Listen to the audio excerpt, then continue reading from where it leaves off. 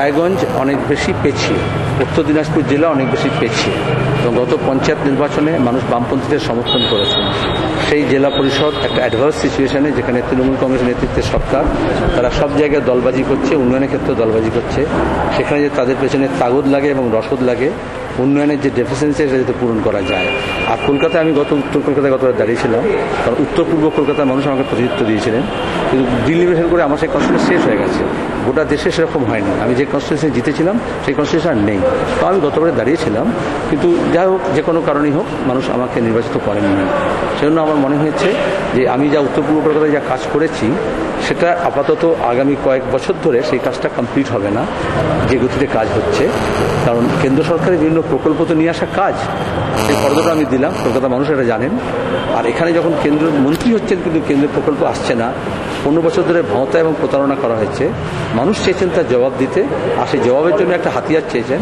আমি নিজেকে অফার করেছি তার হাতিয়ার হিসেবে। 15 বছর ধরে যেসব কথা বলা হয়েছে করা হবে, কিন্তু করা হয়নি, তার তালিকা মানুষের কাছেও আছে, ওদের ফ্লেক্সেও আছে, আমাদের কাছেও আছে। সেটা ধরে ঠিক করে করে একটা, দুটো, তিনটে করে করব।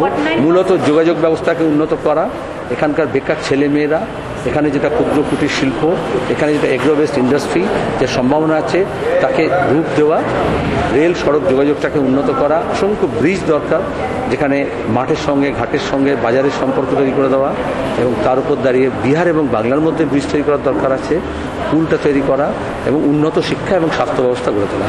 উন্নত স্বাস্থ্য এবং শিক্ষার ব্যবস্থা যখন বললাম, তখন তার মধ্যে যেটা সবচেয়ে বেশি উপকারে সেটা লাগবে, সেটা হচ্ছে মেয়েদের।